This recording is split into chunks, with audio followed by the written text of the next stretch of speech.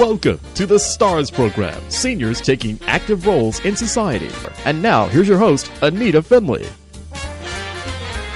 Janet Kleinman, you probably remember, and she was on our show a few times, and she is an author, and her book is Goodbye Russia, Hello America. Charming woman with lots in her mind, lots to say. She's very excited, very passionate about writing. I want to just ask you something before you say anything else. Have you, was this something, a dream that you always wanted to be a writer, or is this something new in your life? It goes back a long time. I didn't know I was going to be a writer, in quotes, but I wrote in elementary school, and I wrote in junior high school, and in high school, I was the feature editor of the newspaper. Okay, so it shows that, you know, it was not that like you like to cook. It was something else, right? That's this right. Is what did it. My mother did the cooking. That was fine. Okay, well, I know you came on because you're excited about something. Why don't I let you talk first about things, and then I'll kind of interject a few things, but go ahead and talk about this. Oh, okay. As I said to Anita when I came through the door, I'm glad to be here again, and I hope that you've had time to read Goodbye Russia, Hello America, my latest novel, which is an ode to immigration and its role in building America, and Flirting with Disaster, When Love and Nature Collide, a romantic novel in the midst of the natural disaster, an earthquake in Haiti a few years ago. But before I wrote those two novels, I mostly wrote short stories. One, My First Boyfriend, won a prize from Writer's Digest and led to the novel Flirting with Disaster on the day the earth crumbled in Haiti. Like all of you, life is full of highs and lows. A few months ago, when my life seemed to crumble, I stopped writing, except for an occasional email. Then inspiration struck after going to the opera, and I started a short story, A New Madam Butterfly. I don't know whether it will turn into a novel or not, but if there's time, I will read it to you. Yeah, that's great, and we will have Janet do that. It's just, I was telling her that we just came back, her cover. If you haven't seen the book yet, I want you to get on Amazon.com, and you'll be able to see the book, the Goodbye Russia, Hello America. It has a picture of the Statue of Liberty, and so I was thinking of her actually as we were taking the ferry across from Staten Island to New York and back and forth, and I said, "What a lovely idea!" Because it is about immigrants, and we were talking a little bit about immigrants too. You know, we use the word immigrants casually. I mean, to say the immigrants, and they're immigrants, but each person has a heart, a soul, a family. And of course, even though my family came from Europe, we never much talked about that before. I mean, I knew my grandmother was Hungarian and my grandfather maybe came from Austria, but it wasn't a big deal. And now it is a big deal, isn't it? I think it's become a big deal because I think there are more obstacles to coming.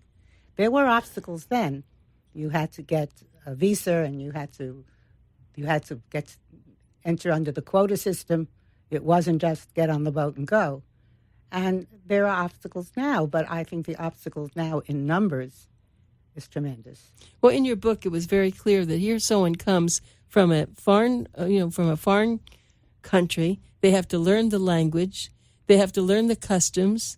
They have to be accepted. And actually, that's one reason that we had ghettos, because people felt more comfortable. With their own kind. And then, of course, that dissipated, and people then were able to mix, and so it wasn't as strong as the early immigrants. But now that we think what's happening, of course, in the Middle East, it's a very different idea, but yet those people are lost. Well, and it's not a new idea. It's just that we thought that after the Second World War, that would end. Those would immigrate that wanted to, and they did leave. The towns of Poland were devastated with loss of population. They couldn't go back. And so I think that it's not so different. It's just they're different people. They're closer from South America to the United States than they were from Europe. They walk here. People from Europe couldn't walk here. No, that's so they came in droves then too. And they waited. I remember hearing conversations where it took 2 years for everything to be legalized, and 3 years. It didn't just happen. Well, my son's an immigration lawyer. You know that, in Miami, and he tells me that it's horrendous because some people who are really businessmen and they have everything they need, somehow the papers sit on someone's desk and just wait and wait. And when you think about that, every life is so affected, their family, their friends, but I don't have an answer for it. But in your book, you made it so real. That's what I liked about your book. You were an excellent writer. And now I know, and of course you wrote another book, The Flirting, the one from Haiti. What was the name of that again? Flirting with Disaster. Yes, Flirting with Disaster. It was very sexy, you know. Well, they changed it to that. I first wanted to call it a romance, love in the middle of an earthquake. To me, but it was love. It was a very interesting love, and how you got that all taken care of. Well, that was a thing that happened because of the earthquake. It was based originally on the short story, My First Boyfriend, who gets in touch with me after many, many years in Florida, and that becomes an online kind of thing. Never goes beyond that, truthfully. But then, all of a sudden, there was an earthquake, and I suddenly made it into a story. I was tutoring Haitians, and I live in a condo that is serviced by Haitians. Some are much brighter than others, and the nurses in the hospital are all Haitians. So I read everything. Every day in the newspaper there was something, and it all worked. And in pulling it together was my idea, with the older retired senator who comes to her rescue, but whatever. After you read the book and find out what happens. So, Janet, do you dream at night? No, I think in the morning. When I lay in bed or when I'm having trouble going to sleep, I will think of, gee, maybe I ought to write about this or that or something. And it takes time. It doesn't. People say to me, stop me in the street, when's your next book coming? My answer is, I don't know. I think I wrote a chapter. It might be a first chapter, or it might be a short story, but I really don't know yet. Well, that's a good answer because, you're in the middle. It's like cooking a big meal. You have to have little pieces, and you don't know when the meal's going to be Well, then you read finished. about these famous authors who took them 7 years to write a novel. I don't think I could do it. No. Well, but everything is different in people's minds. But I want to go back, though, and tell you something. In here, of course, people learned a lot about what happened during the Holocaust, and it's an odd thing. I'm having more books coming to me for reviews of people who've been in the Holocaust and writing about it. One such person was, I think, either last month or month before. He actually was a Holocaust victim, and I don't know if you had seen that in the magazine. But he wrote a very good book, but he couldn't come to the radio show and talk about it. In fact, he couldn't even talk about it on the radio, which was interesting, the fact he could write about it. So what I said to him is I would read from it, which I did, because, you see, so everybody has different ways to deal with this. Well, I dealt from a distance, which is far different. I sat and grew up in Brooklyn playing on the streets, not worried about cars, not worried about bombs, not even being, basically, when I think about it, my first real thoughts about it were the flags in the windows with the stars. If you were dead, I think it was gold. If it's child, if not, it was. And the other thing was the war was over. And that's why I used that period where the block parties we celebrated on every street that I can think of in Brooklyn. And that was, to me, the beginning, but enough to want to know the rest of the story. Yes.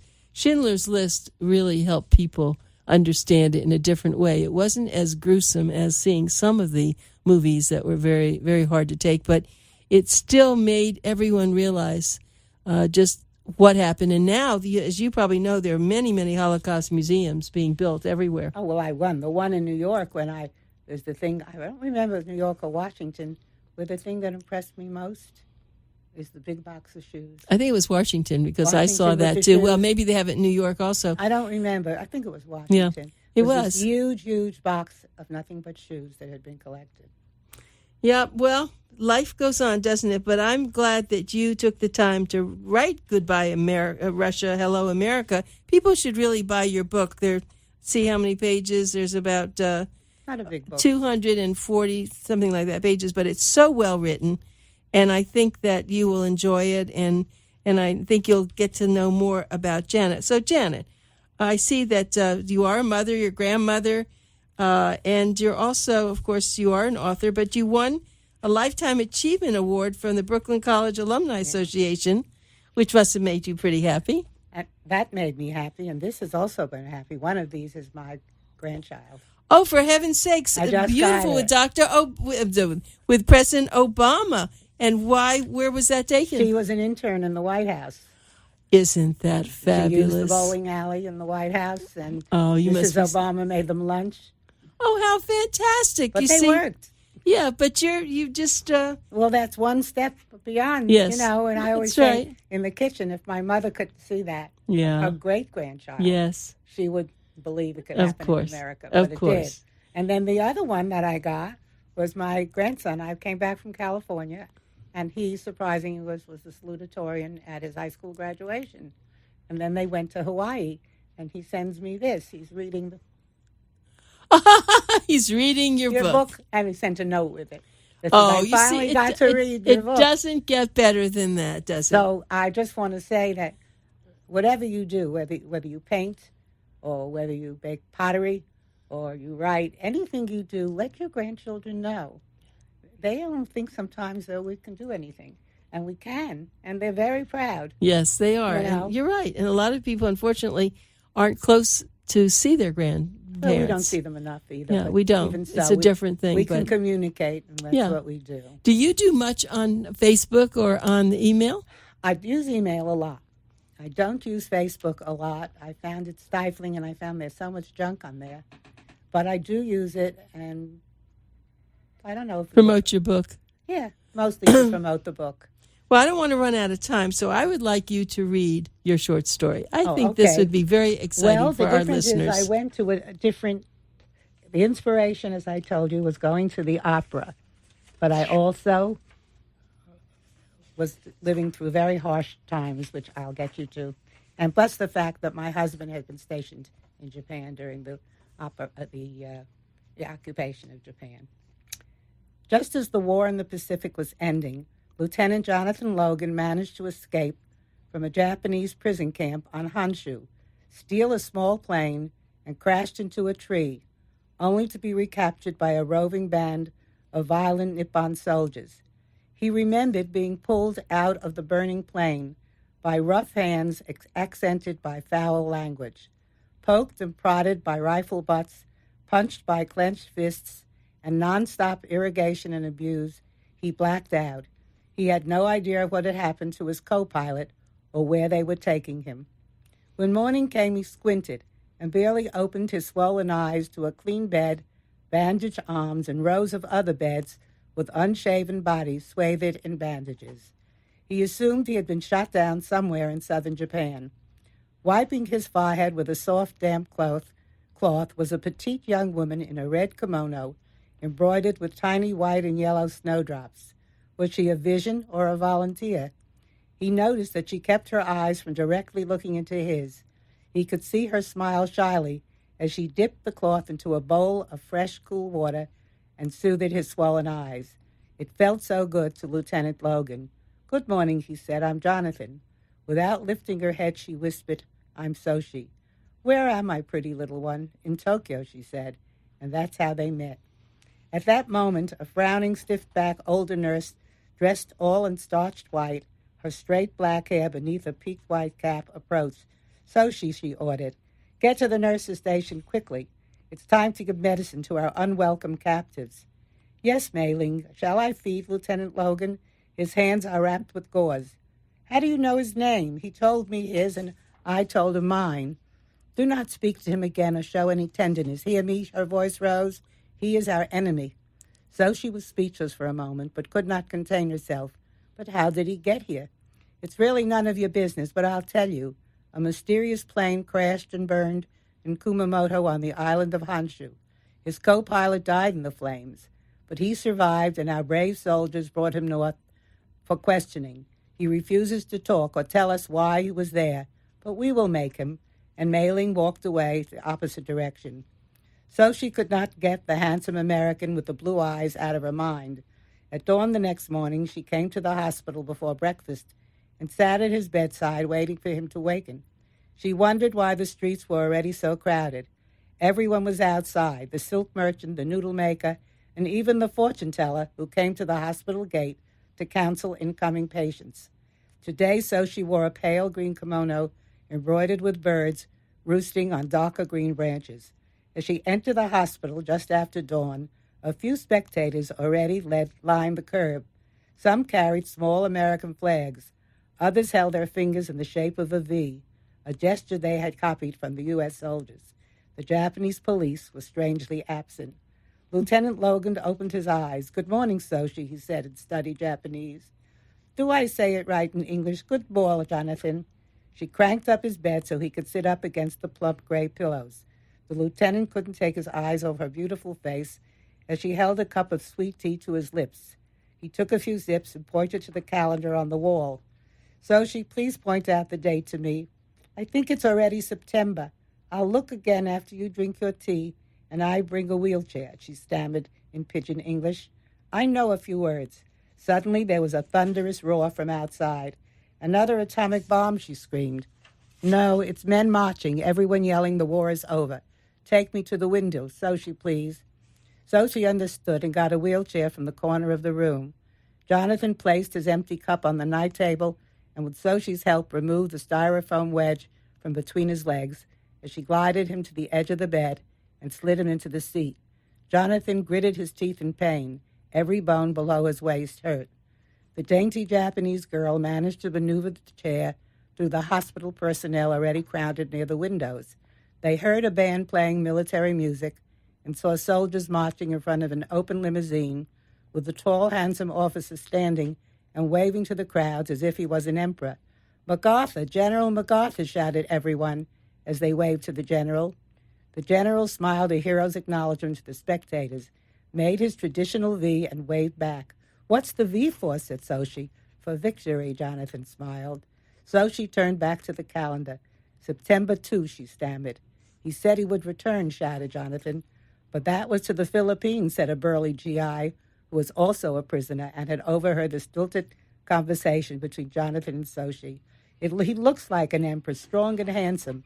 The young girl admired MacArthur as he stood in his open car and waved to the viewers behind the windows, as well as those in the street. "God bless America," Jonna murmured so no one could hear him. Do they really know what happened? Would this moment even be remembered? Drop.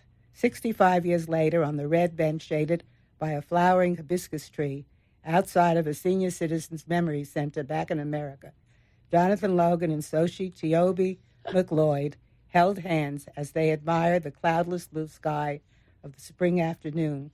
"I'm sure we've met before," and she squeezed his hand. "I don't remember. And your eyes are still the blue as the heavens, and the birds on your silk kimono are winking at me." You know, I've never had anyone read something like this on my show. Of all the shows, we've read maybe a paragraph or two. That was spellbinding, absolutely spellbinding. Now, so how did you come about that? Well, my husband's in a facility, and in the facility there are not too many people who are of his caliber, and he met a little Chinese woman who was just as bright as he, who has nobody else but herself, and she wears her kimonos in the evening, and she speaks English, and she was married to an American lieutenant at that time, and that was his friend, and they became friends. The fact that they met each other in Japan, I made up. Of course. But he was stationed in the Army of Occupation of Japan in that southern island during the very end of the war. Now, so you take bits and pieces of reality and then weave them into fantasy or adventure. You're so good at that, aren't you? You love that. I love this story. It's a beautiful story. I sent it away for a contest. I don't know it'll happen, but I did. I hope so. But I don't know whether I want to continue it. I just want to, as a novel. I think so, but maybe then, since you're so good at that, maybe you should be writing a book of short stories. I have a lot of short stories. Do you have a lot like that? So maybe it is a book of short stories. Maybe. It's very hard to publish a book of short stories, but we'll see. I have quite a few here. I draw it just in case I needed to fill in anything more. Well, let me just say that I know so many authors, people who their books are so great, but it's rare. It's maybe 1% that are really going to go anywhere. So even if you should just do it anyway. If you have the short stories, put it together in a book and do it, because there will be people who read it. And just think, everyone who reads one of your books has now a piece of you. And when you think of it, years ago, I mean, how could you ever get a piece of you somewhere else? And you do it through books. Well, yeah. I mean, some of the titles might be interesting. I'm not going to. Because, well, you can. We still have some time. One of the other ones I like is called Cocoa Baby. It's very short. Shall I read it? Sure. My only worry is that we're going to like it so much, and then we're going to have to stop. But let's try it. Let's see. It's short. It's okay. A little shorter than the other one. All right, let's see what happens. You have to stop it. I may have to stop it, right. Okay. All right. This takes place actually in California. Friends who are there. Hello, Cocoa Baby, it's called. Hello, baby. Bring Mama the yellow banana. No, bring me the red ball first. The sun hadn't risen yet. Audrey and Wally lay in the queen-size bed listening to the infantile conversation. What was going on in their friend's living room? It sounded like a family playing with their babies on a lazy Sunday morning. But it was an ordinary Tuesday, and the Lindbaums were over 70. Squeak, squeak, squeak, squeak. They could not figure out what toy was making that irritating noise. I'm taking him for a walk, Marion. You're not the only one our little boy loves. You're not the only one in the household who can take care of him. But I can do it better. No, you can't. Yes, I can. Audrey and Wally tried not to laugh, but they couldn't contain their giggles. The lines were from a famous Broadway show tune, a melodic duet between two lovers in Annie Get Your Gun, except that Ethel Merman and her co-star had done it better. But they didn't dare get out of bed and walk into the dining room or anywhere else in the house. Anyway, the conversation was entertaining. The front door slammed. Hilly had probably taken the dog out, for Marion was not much of a walker. Her legs were always tired. She reclaimed her kitchen, and soon the smell of brewing coffee drifted throughout the house. Their friends seemed to be exhibiting a second childhood. They were too old to have children, but too old to even adopt any. They weren't too old to pretend. It was no secret that they had babysat for several of the neighbors' canine pets.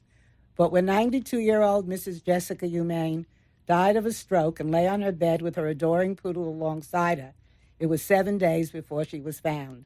Her grandson and his hip-hop girlfriend arranged for the old lady to be buried, put her house up for sale, and left the ragged, emaciated poodle on the Lindbaum's doorstep.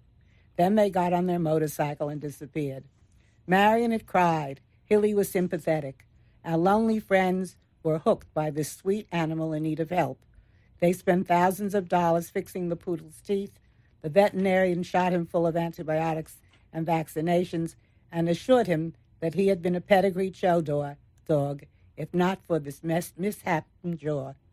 They brought the dog to his own bed and wooed him with good food and a playpen of toys, the same kind you give toddlers, the ones that make squeaky, creaky baby noises. They renamed him Coco, Drop. When the sun filled through the windows, Audrey and Wally heard Hilly return from walking the dog. They got up, brushed their teeth, and meandered towards the aroma of fresh brewed coffee. They greeted their friends with polite good mornings and sat down at the round table that had been set for breakfast. They pretended they had not heard them arguing about the dog. Coco hovered around the table, sniffing under our seats, looking for scraps of food that may have dropped. He had been groomed the day before, and his coat was a shiny mass of brown fur. No wonder they had renamed him Coco. Wally tried to slip the poodle a sliver of bacon. Grrr! Wally recoiled and ate his oatmeal in silence. Coco jumped up into his mistress's lap. She rocked him in her arms as if he were a child. This drama was repeated the following 3 mornings. Wally tried to befriend the brown-haired poodle with canine snacks and baby talk. Every morning, Coco growled at him, and every morning Marion gave Wally a dirty look and cuddled Coco in her arms. On the final day of Audrey and Wally's visit, Wally got to the kitchen before his hostess. He tossed the red ball to Coco, who picked it up and brought it back to him. Audrey watched from the bedroom doorway and smiled. Wally loved dogs, and most dogs loved Wally. At breakfast, Coco rested his paws on Wally's lap. Hilly smiled. Marion frowned. Coco let Wally feed him bacon, bits mixed with scrambled eggs. Wally and Coco both looked happy. On the last day of their stay, Audrey and Wally kissed their hosts and thanked them for all their hospitality and showing them the most beautiful parts of Palm Springs. Wally was a little franker and explained, "Next time I come down to Earth, I want to come back as your dog. Will you get me a basket of squeaky toys?" Hilly smiled. Marion didn't. Audrey remained neutral. Do you have a dog? No. But my really, friends have a dog. you really know what you're doing. Oh, that is so good. lovely. You really do have a great talent. I think that you probably, for the time you're writing, you've jumped into another place. Yes. That's what you've done, and you see all this. Well, because I think life became simpler. The children were gone. They were married. They gave me no problems as for their marriages so far. And I had a void to fill. And the void had to come. My husband painted. I did not. I do not have a voice. I mean, you'll testify to that. And I could not sing. I love the theater. I mean, I never even assumed I might be an actress. It was not something that was in our background. And I knew I could write. So I didn't know where it would go to. But it filled a lot of time. And I loved it. And everything here, this also is about company, I know. She doesn't know I wrote a story about being a... But it was different. Most everything came, I'm not going to, like the titles, like this one is The Birdman. And this is about my husband, the fact that he took up painting birds. And he became known as the Birdman of Huntington Point. Well, I want to thank you very much. Of course, we started with Janet Kleinman and her book, Goodbye, Russia, Hello, America. We wound up hearing a lot of her short stories. And if you'd like to buy this book, I certainly think you should. And we thank you so much for being here and sharing all your wonderful creativity. I want to thank you. Don't forget Flirting with Disaster, because that one needs a little push. That's right. Flirting with Disaster. Okay, by Janet Kleinman. Same thing. Thanks, Janet. Okay. Thank you.